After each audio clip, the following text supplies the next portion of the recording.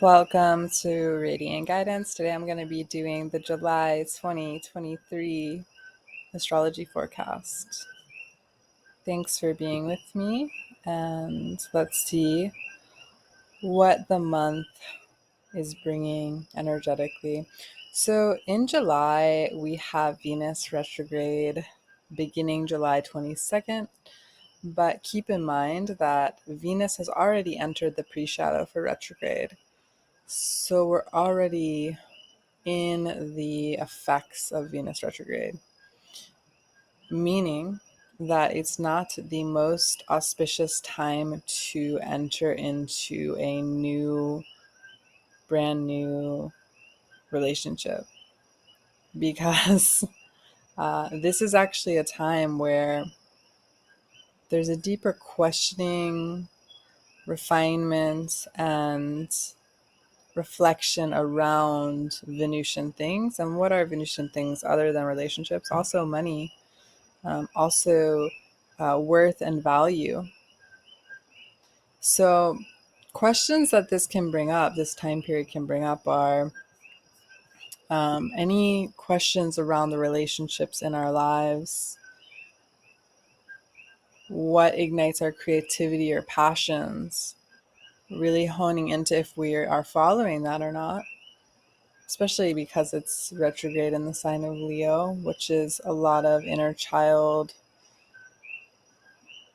spontaneity and excitement, and also can bring up wounds around relationships from the past. It's a great time to do heart healing, and it's a great time to take into account any lessons or reconsiderations we want to make around finances and money and things that we consider to be our own values.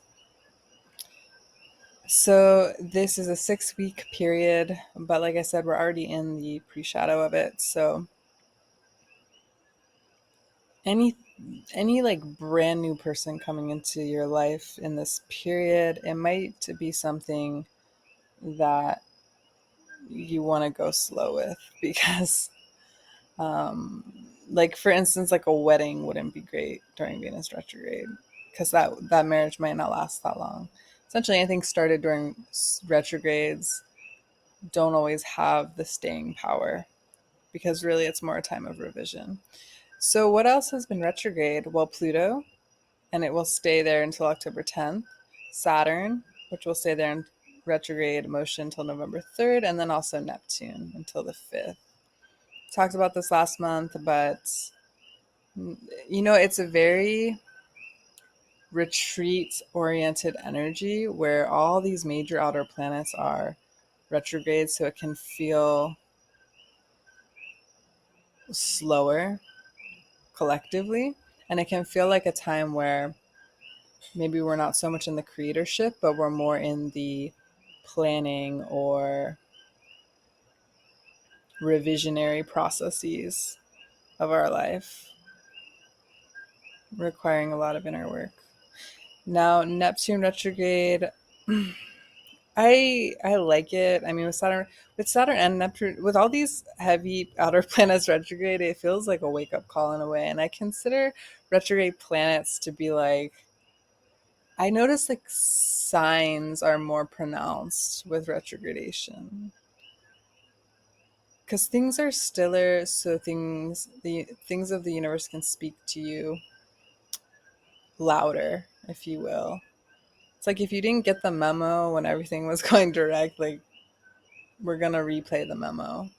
And so a really good time to engage in journaling practices, writing, meditation, anything that's allowing you to really integrate meaning from your decisions and how you have been doing something to see if that's been working for you or if you could amend some things.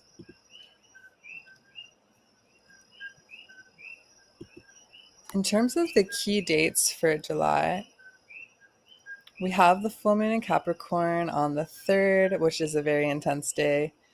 Talk about that in the next slide. We have Mars entering Virgo on the 10th, Mercury entering Leo.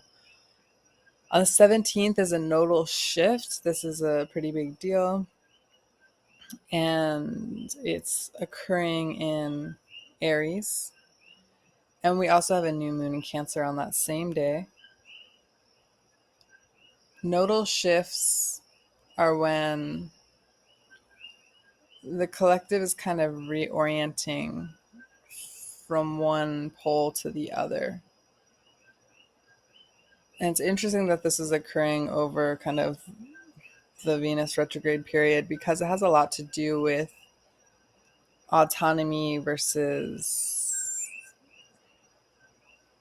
partnership, because the nodal axis is going to be, the north node will be shifting into Aries, leaving the south node to be in Libra. And so this is maybe a time of a little more self-centeredness, especially with Venus retrograde. Venus retrograde in general can just be like a more singularly focused time. And so with this shift, I think that's even more pronounced. And if you have your any major placements or angles in the late degrees of the cardinal signs, so that would be Aries, Cancer, Libra, and Capricorn. And here's looking at you, people with their north node 28 degrees Capricorn, because this is a big shift and a big portal change for you. Not only because the nodes are shifting and squaring your node, but also because your north node and south node, but also because this is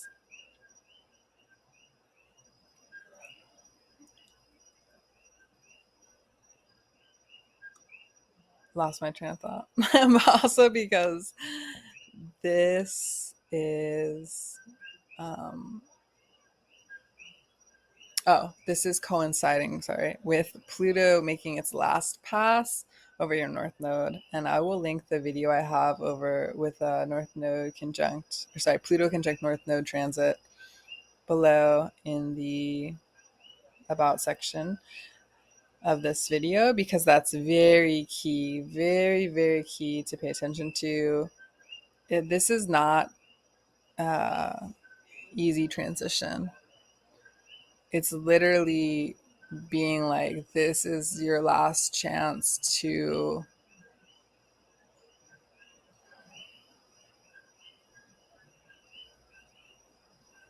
take your all your jewelry off or whatever going through the TSA. It's like it's just your last chance to shed what needs to be shed, right? That was such a weird analogy, but like that's what came to mind. Just like going through the airport and they're like, no, you still have that thing in your pocket. And then you're like, can I just get through this x-ray so I can like get on the plane? And they're like, nah, you still have like, there's something like in one of those back pockets. You got to take your socks off. You just got to take your hair out. Like, just get all this stuff out and then you can walk through this threshold. That's kind of what it's like. It's not always easy because you might have thought you already did that work the last time that Pluto was transiting through Capricorn, but it's retrograding back just this little bit through the end of the year. And on a collective level, even if you don't have North Node in Capricorn, just this is the last push until the Pluto will enter into officially Aquarius, and it's going to bring a lot of changes. So we have a little bit of rest for the end of the year until a more dramatic shift the beginning of next year. As I mentioned, Venus will officially go retrograde on the 22nd, though we are already in that pre-shadow period. And on the 28th, Mercury enters into the sign of Virgo. It's actually a sign that is ruled by Mercury. Very much attention to detail and getting into a very deep refinement process. All right, let's go over the days of intensity for the month. So the full moon is a very intense day because it's also conjunct Pluto, squaring the nodes.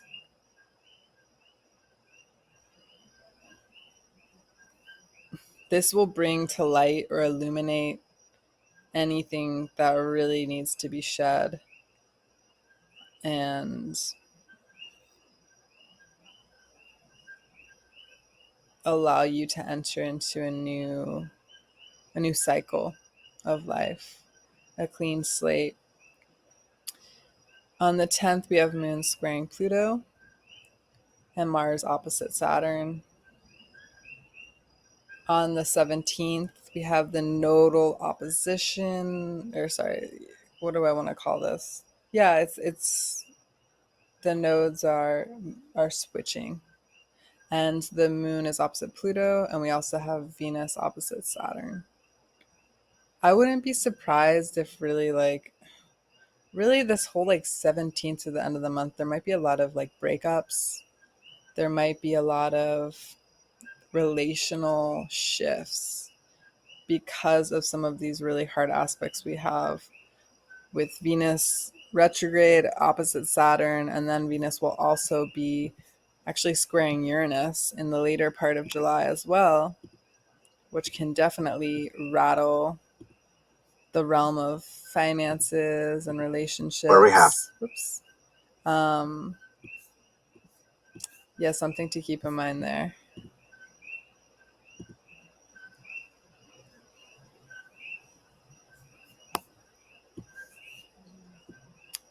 Okay. We have on the 24th, Moon squaring Pluto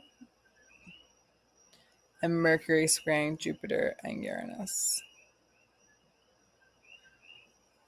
On the 31st, the moon is conjoining Pluto. In terms of days of harmony, I really like the 7th. We've got Sun and Mercury trining Moon and Neptune. Really intuitive, psychic aspects. Really good time to kind of drop in channel. July 11th, we've got the Taurus moon conjunct Jupiter and Uranus. Shining Mars. And I like this energy because, well, the moon is exalted in Taurus, and conjunct Jupiter is a very auspicious place for the moon. It's a benefic that gets a lot of blessings and illuminates the wisdom that Jupiter can bring, the knowing and the higher learning, the higher knowledge. And Uranus is trining Mars. So I think of July 11th as a great day to feel inspired and enlightened, and then take some action towards that inspiration, that sudden kind of insight or genius, and have some follow through with it, have some fire that gets ignited through that.